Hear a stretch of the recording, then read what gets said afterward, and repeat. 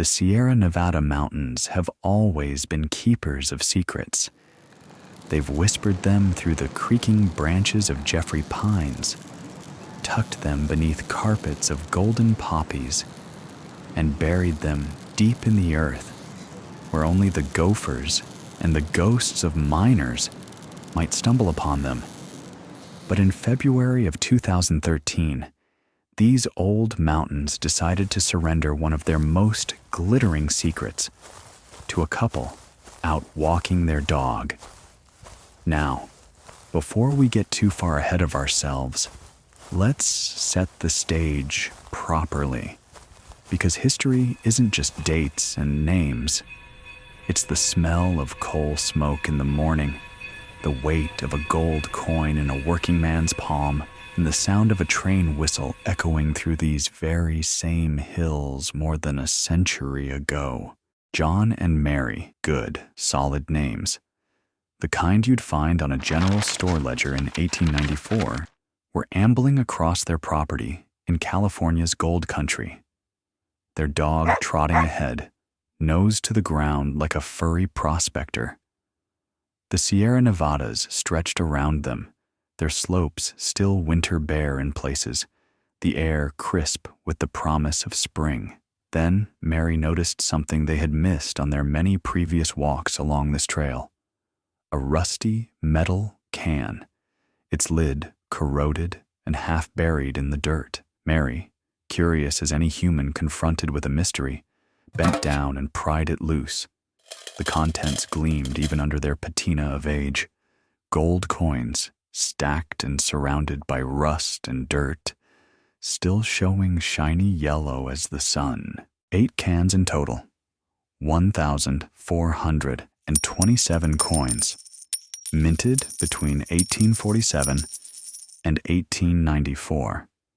That last date being mighty particular. Now here's a curious thing.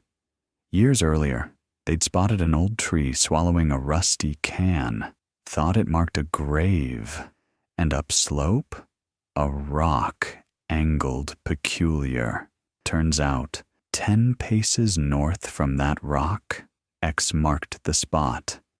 Let's travel to 1894, when Grover Cleveland, that walrus-mustached president, was wrestling with the panic of '93. Banks collapsed faster than drunk cowboys at a rodeo. Unemployment? 20%. A railroad man earned $1.50 for 10 backbreaking hours. The Comstock Lode, that Nevada silver beast that built Virginia City, was gasping its last. But the Sierra still hummed with timber mills, railroad gangs, and desperate men scratching for gold leftovers. In towns like Marysville, boots, $3. Coffee, 30 cents. A Winchester rifle, exactly one $20 Liberty coin. The kind now spilling through Mary's fingers. Now, who buried this fortune? The land changed hands like a poker chip since 1894, but history leaves us 3 likely culprits. First, the stagecoach robber. Marysville was thick with highwaymen preying on gold shipments. But why bury uncirculated coins? Second, the panicked merchant. After the bank crashes, many hid savings in fruit cans and flour barrels. Third, and most likely, the mining company clerk.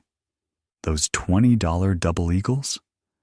Standard payroll currency, fresh from the mint, exactly how mines received them. Fast forward to 2013. John and Mary, now wide-eyed as children on Christmas morning, carefully unearthed all 8 cans.